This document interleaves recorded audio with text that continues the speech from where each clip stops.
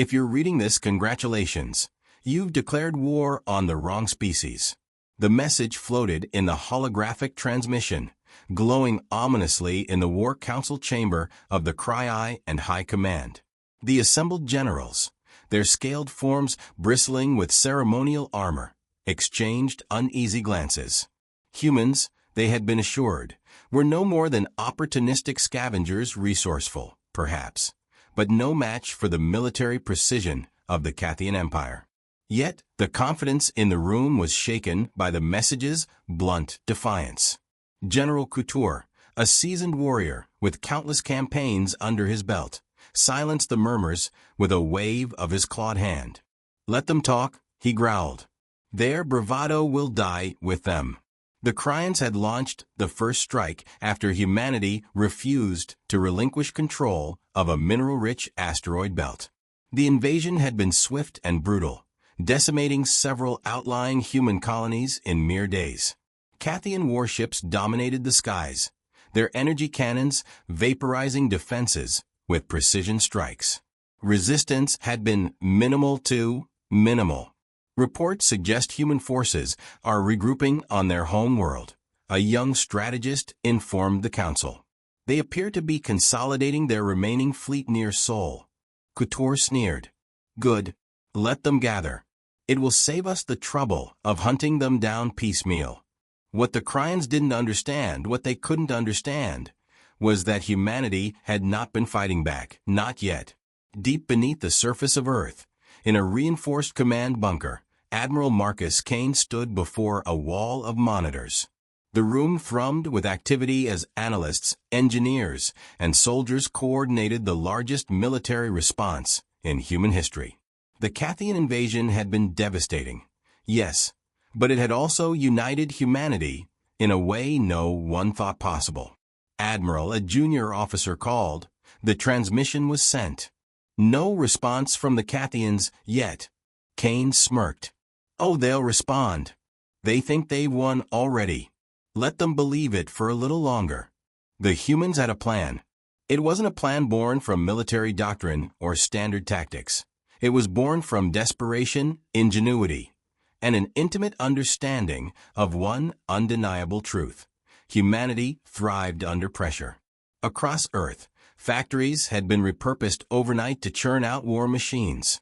Weapons were being built with terrifying efficiency. Human scientists worked around the clock developing countermeasures to Cathian technology. Every civilian capable of contributing had been drafted into the effort. The Cryans expected resistance.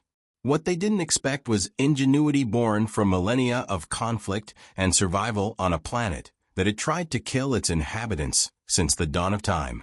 3 days after the transmission, the Cryans made their move. Their fleet entered Earth's orbit, bristling with firepower. Cathian dropships descended like a swarm of locusts, deploying ground forces in every major city. The initial skirmishes were predictably one-sided. Cathian soldiers, standing over 2 meters tall and armed with plasma rifles, faced scattered human defenders armed with outdated weaponry. But then the traps began to spring. In New York, Cathian soldiers marched into what appeared to be an abandoned district, only to find themselves surrounded by skyscrapers rigged with explosives. The buildings collapsed in a controlled detonation, burying the invaders under thousands of tons of rubble.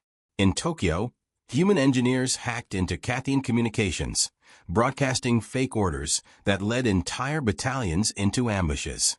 In the African Sahara, human guerrilla fighters lured Cathian walkers into a canyon lined with hastily constructed railguns. The resulting ambush left the once imposing machines as nothing more than smoldering wreckage. Admiral Kane watched the reports flood in. "They think we're weak because we started late," he said to no one in particular. "They don't realize we were just warming up." The Cryans, used to swift and decisive victories, were unprepared for the prolonged resistance. Their logistics began to falter as supply lines were sabotaged by human insurgents. Their soldiers grew wary, their confidence shaken by the unpredictable tactics of their enemy. Humanity, on the other hand, was just getting started. On the fifth day of the invasion, humanity unveiled its trump card, Project Elon. Massive orbital railguns, which had been under construction in secret for years, were activated. The Cathian fleet, previously untouchable in the vacuum of space, suddenly found itself under relentless bombardment. Ships exploded in fiery bursts as the railguns tore through their shields. General Couture, watching the carnage from his flagship, slammed his clawed hand onto the control panel. "How is this possible?" he roared. "Humans must have been preparing for this for decades," a shaken officer suggested. Couture refused to believe it. Humans were supposed to be disorganized, weak, soft. Yet the evidence was undeniable. The humans were fighting with a level of coordination and ruthlessness that rivaled anything the Cathian Empire had faced before. "We underestimated them," Couture admitted. But no more. The Cryans attempted to regroup, to launch a counteroffensive, but the humans had already shifted the momentum on the ground. Cathian forces found themselves increasingly outmatched. Human soldiers, equipped with reverse-engineered Cathian armor and weapons, began to push the invaders back.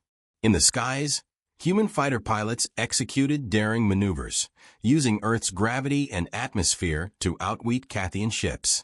And then there were the improvised weapons. Human scientists had developed a new type of drone, small, agile, and equipped with explosive payloads. These swarm drones proved devastating, overwhelming Cathian forces with sheer numbers. Admiral Kane stood in the command bunker, watching as the tide of battle turned in humanity's favor. He knew the Cathians wouldn't give up easily. They were too proud, too arrogant. "Send another transmission," Kane ordered. The message was brief but effective. "You've seen the beginning. Are you sure you want to see the end?" The Cryans didn't respond. They didn't have to. Their hesitation was all the confirmation humanity needed. The Cathian fleet was in disarray. Orbital railguns continued their relentless bombardment, systematically dismantling the once imposing armada. Shattered hulks of Cathian warships tumbled through Earth's orbit, their glowing debris streaking like meteors across the atmosphere. On the surface, humanity's resistance intensified, pushing back against the invaders with ingenuity and ferocity. General Couture stalked the bridge of his flagship, his claws tapping rhythmically on the command console as he watched another of his cruisers explode on the tactical display.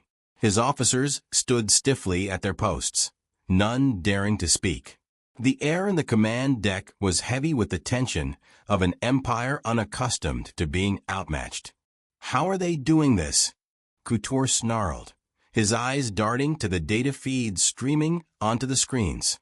"We've annihilated countless species. Humanity should have been no different." An officer, his scales dulled by stress, hesitated before responding. "General, the humans, they're adapting. Their weapons, their strategies. It's as if they're learning from us in real time." Couture's claws dug into the console. "Enough excuses. Deploy the reserves. Full planetary assault. I want their cities reduced to ash." The Cryans' response was swift and overwhelming. Waves of dropships descended through the atmosphere, carrying heavy walkers, elite shock troops, and devastating plasma artillery. Cities already battered by the invasion found themselves under renewed assault, and for a moment, it seemed the tide might shift back in favor of the Cryans. But humanity had anticipated this escalation. In the ruins of Berlin, a Cathian battalion advanced cautiously through the debris, their sensors sweeping for signs of ambush. The ruins appeared silent, lifeless, until the ground erupted beneath them. Improvised mines detonated, sending armored walkers toppling into craters. From the shadows, human soldiers emerged with precision-guided rocket launchers, targeting the Cathian troops with unerring accuracy. The Cryans attempted to regroup, retreating to higher ground, but their retreat was cut off by another human force. Guerrilla fighters, armed with laser-guided mortars and drones, equipped with high-yield explosives, trapped the once dominant battalion, systematically dismantling it. Its survivors fled in disarray. Admiral Kane watched the battle unfold from the Earth command bunker. "They're overextending," he observed, his voice calm despite the chaos on the screens. "Their pride won't let them retreat, but their logistics can't support an assault of this scale." A strategist nodded, pointing to a map displaying Cathian supply lines. "We've confirmed it, sir. The reinforcements are relying on a single orbital supply station near Mars. If we can destroy it, their entire operation will collapse." Kane's gaze sharpened. "Do we have a strike force ready?" "Yes, sir. The Iron Fang is prepped and waiting for orders." The Iron Fang was humanity's most advanced stealth ship, equipped with a revolutionary cloaking system and a payload designed specifically for high-value targets. It was a gamble. If the mission failed, Earth's defenders would be left vulnerable to further Cryan assaults. But if it succeeded, it could turn the war decisively in humanity's favor. "Deploy them," Kane ordered. "And tell the crew, no mistakes." As the Iron Fang launched, Earth's defenders continued their relentless counteroffensive. In the dense jungles of the Amazon, human special forces used the terrain to their advantage, setting traps and ambushes that left Cryan troops disoriented and demoralized.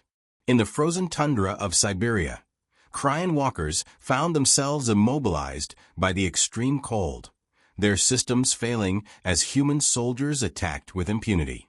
For every Cryan advance, humanity had a counter. Their adaptability, their resourcefulness, and their sheer will to survive were proving to be an unstoppable combination. Meanwhile, in the depths of space, the Iron Fang approached its target. The Cryan supply station loomed in the distance, a massive structure bristling with defenses. Its central hub was surrounded by layers of automated turrets, patrol ships, and shield generators, an impenetrable fortress, or so the Cryans believed. Inside the Iron Fang, Commander Elias Gray addressed his crew. "You all know what's at stake. This isn't just about Earth. If we fail, the Cryans will keep coming, and they won't stop until humanity is nothing but a memory. But if we succeed, we give Earth a fighting chance." The crew responded with solemn nods. They were engineers, pilots, and scientists, not seasoned soldiers. But every one of them understood the gravity of their mission. The Iron Fang activated its cloaking system, slipping past the Cathian defenses undetected. The ship's advanced AI calculated the optimal trajectory for its payload, a prototype warhead designed to bypass the station's shields and detonate with enough force to destroy the entire structure. As the Iron Fang reached its launch position, the Cathian patrols began to pick up faint energy readings. Alarms blared across the station as the defenses scrambled to locate the intruder. But it was too late. The Iron Fang fired its payload and immediately engaged its escape thrusters, disappearing into the void before the Cryans could retaliate. The warhead struck the station's central hub with pinpoint precision. For a moment, there was silence. Then the structure erupted in a blinding explosion, sending shockwaves rippling through space. The Cathian supply lines were severed in an instant, leaving their invasion force stranded and vulnerable. On Earth, the news of the Iron Fang's success spread quickly. Cheers erupted in the command bunker as Admiral Kane allowed himself a rare smile. "Now," he said, "we hit them where it hurts." The Cryans, cut off from reinforcements and supplies, found themselves increasingly isolated. Their forces on Earth began to falter, their morale crumbling as human counterattacks intensified. Couture, watching his once mighty invasion unravel, clenched his claws in frustration. "Send out a transmission," he ordered. "Demand their surrender." But humanity had no intention of surrendering. The fight was far from over, and the Cryans were about to learn just how far humans were willing to go to defend their home. The Cathian forces were crumbling on Earth. Human resistance was no longer a scattered rebellion, but a relentless onslaught. Across the globe, cities once under Cathian control were reclaimed one by one as the alien invaders retreated into defensive positions. Their once dominant war machines lay in ruins, their sleek walkers and tanks gutted by explosives or scavenged by human engineers. General Couture's fury was palpable. His claws dug into the armrest of his command chair aboard his flagship, the Dominion, as he barked orders at his officers. "If we cannot conquer this world, we will burn it. I will not let this species celebrate their defiance." The Cathian fleet, decimated by Earth's orbital defenses, had consolidated into a desperate final assault. Couture was betting everything on one last push to break human resistance, targeting Earth's command centers with orbital bombardments and overwhelming firepower. But the humans had anticipated this, and Admiral Kane was ready. In Earth's skies, humanity's hastily built but deadly warships rose to meet the challenge. The UNS Resolute, a heavily armed dreadnought salvaged from the wreckage of Earth's early space stations, led the charge. Its crew, a mix of grizzled veterans and barely trained recruits, fought with the determination of people who knew failure was not an option. "Admiral," a technician called out, "the Dominion is targeting our forward fleet. They're concentrating firepower on the Resolute." "Good," Kane said calmly. "It's time we show them what humanity is really capable of. Relay the order. The Achilles Protocol is a go." The Achilles Protocol was a final gambit, a coordinated assault designed to exploit the Cryans' rigid battle formations. As the Dominion unleashed its full firepower, the Resolute moved directly into the line of fire. It seemed like a suicide maneuver, until dozens of smaller human vessels suddenly decloaked around the Cathian fleet, striking their unprotected flanks with surgical precision. The Cathian ships focused on destroying the Resolute were caught completely off guard.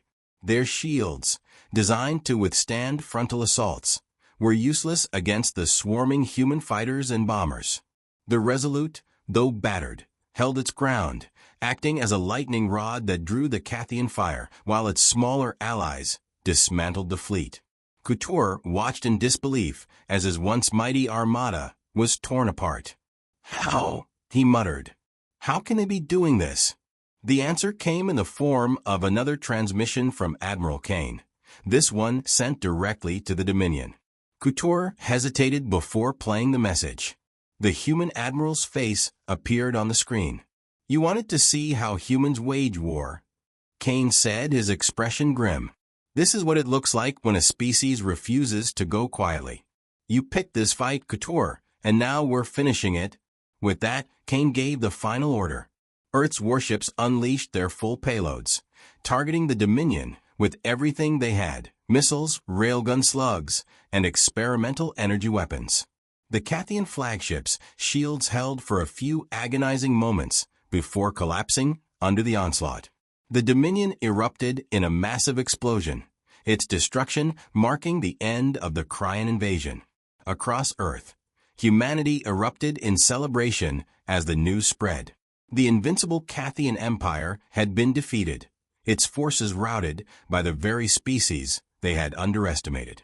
But for Admiral Kane and the leaders of Earth's resistance, the victory was bittersweet. The cost had been staggering: millions dead, cities reduced to rubble, and the planet scarred by war. Yet, in their darkest hour, humanity had proven its resilience, its ingenuity, and its unbreakable will to survive. As the remnants of the Cathian fleet fled Earth's orbit, Kane stood in the command bunker, watching the shattered enemy ships disappear into the void. "Let this be a warning," he said softly, as if addressing the universe itself. "Humanity isn't prey. We're the hunters now,